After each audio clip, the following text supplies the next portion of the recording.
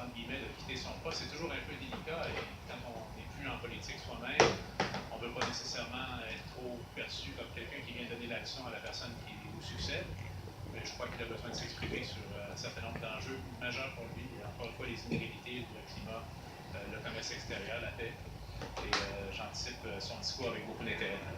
Merci.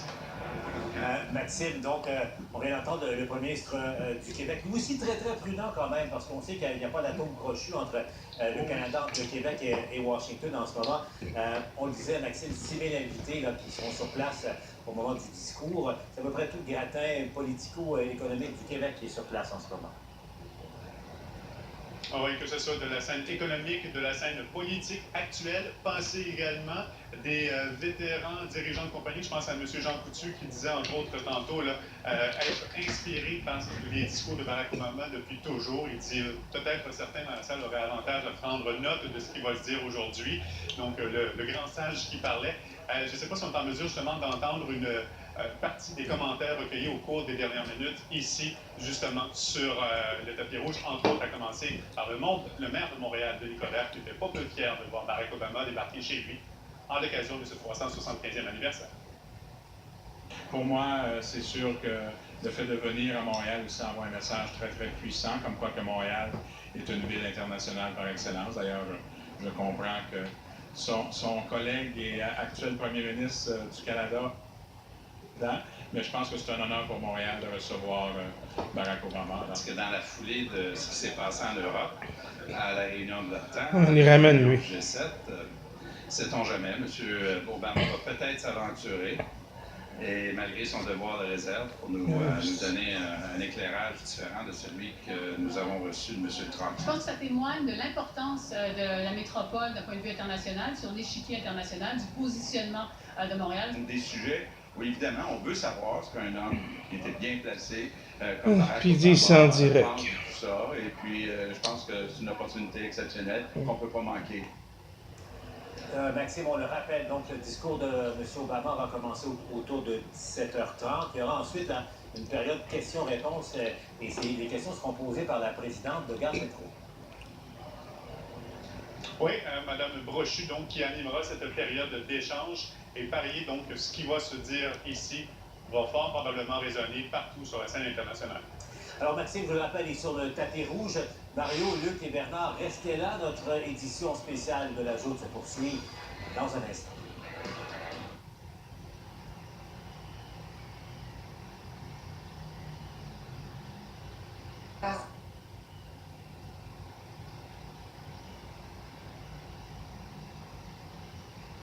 Mon petit pub de tabarnak.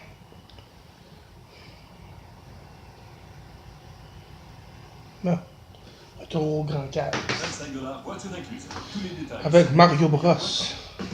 Puis l'autre de style de la radio. Puis 16h16 des images à l'extérieur de la salle. Vous voyez le tapis rouge où il faut dire la plupart des invités. On réécoute les caves. À l'intérieur de la salle où 6000 personnes assisteront à ce discours de Barack Obama.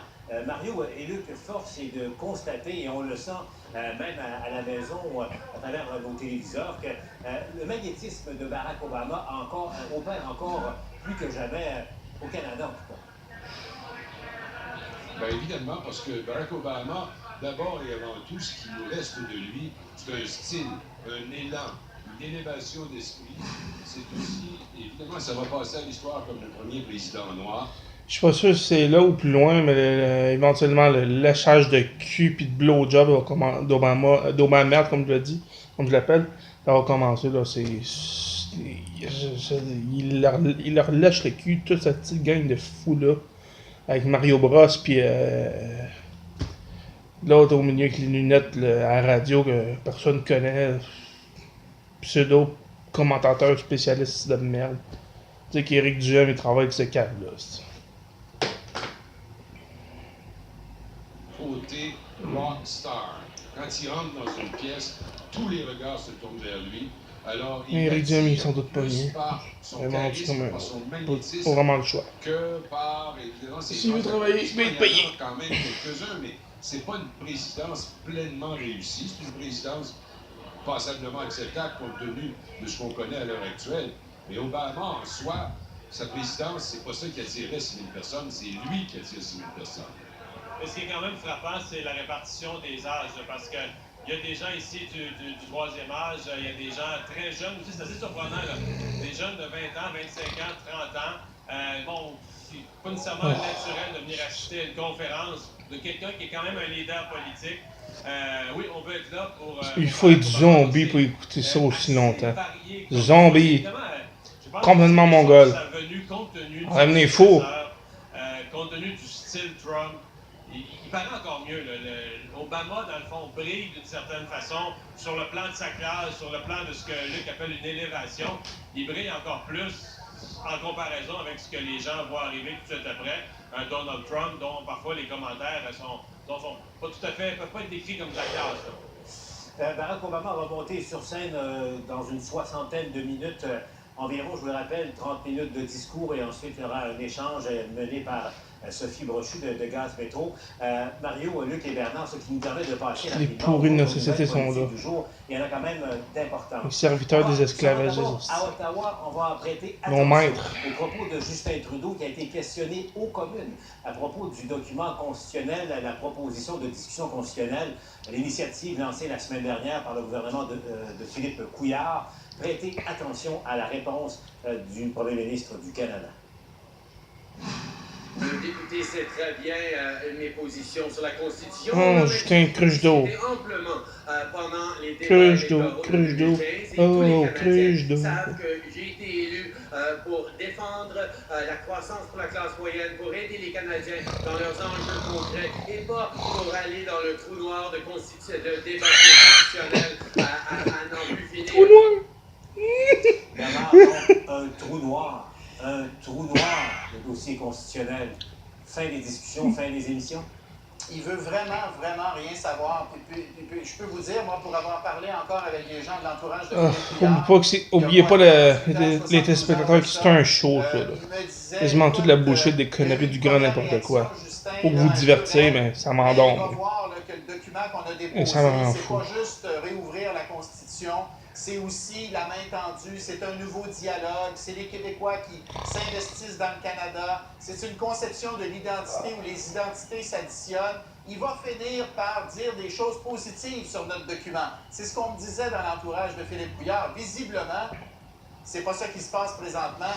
Et je pense que Justin Trudeau a tellement peur que quelqu'un dise « Oh, il est ouvert un peu, il a ouvert un petit peu ». Il a tellement peur de ça qu'il sent le besoin de « Ah ouais, on ferme, puis on ferme à double ». Ah ouais, la carotte dans le cul! C'est assez décevant, je trouve. Et la gang autour de Philippe Couillard et Philippe Couillard lui-même, en entendant ça, ils vont être sans doute passablement déçus, pour ne pas dire plus. Luc et Mario, ce qui nous amène du côté de Québec, pourquoi ont-ils lancé cette initiative? Parce que plusieurs n'ont pas réponse à cette question-là. Surtout qu'encore aujourd'hui, il y a de toute évidence, il y a des contradictions au sein du caucus libéral. L'entourage de M. Couillard dit qu'il y a eu une consultation des députés, et vous allez entendre Robert Poëti, c'est pas si sûr que ça. Mais écoutons les propos du ministre Fournier et du député Poëti. Alors, il y a eu une présentation, au moins 45 minutes, PowerPoint élaboré comme tour de l'affaire. Il y a eu des échanges, tellement que certains échanges se trouvent contenus dans le document. Maintenant, s'il y en a qui n'étaient pas là, c'est vrai qu'elle voulait intervenir plus. Ça se peut. Moi, là, quand j'ai une courte présentation, là, ça peut se définir. Je ne veux pas jouer sur les mots. Là. On n'a pas été 1 heure là-dessus, si vous voulez un temps. Là. Alors, les présentations ne sont pas d'1 heure. Au caucus, les présentations doivent être succinctes, claires et précises. C'est ce qu'on a eu, comme les autres présentations. La ligne de presse suggérait que ça avait été longuement discuté au caucus. S'il y a eu les lignes de presse, quand il y en a, là, c'est pour nous autres. C'est nous autres qui les gèrent. Luc, Mario, qui dit vrai? Ben, moi, je pense que c'est un petit débat sans trop d'importance, mais je reviens au propos de Bernard tout à l'heure, à savoir que paraît-il, selon Bernard, je le crois, là, que l'entourage de Philippe Couillard s'attendait à plus d'ouverture de la part de Justin Trudeau. Mais le problème, c'est qu'il y a un problème avec son... Je vais vous faire ça en coup de 10 minutes, la gang, pour vous venir fou, vous endormiez, monsieur gars. Oh, on va continuer encore un peu, puis on arrête ça en 10, 11 minutes. C'est évident. 2 minutes, pas... Je l'ai coupé. Sans trop d'importance, mais je reviens au propos de Bernard tout à l'heure, à savoir que paraît-il, selon Bernard, je le crois, là, que l'entourage de Philippe Couillard s'attendait à plus d'ouverture de la part de Justin Trudeau.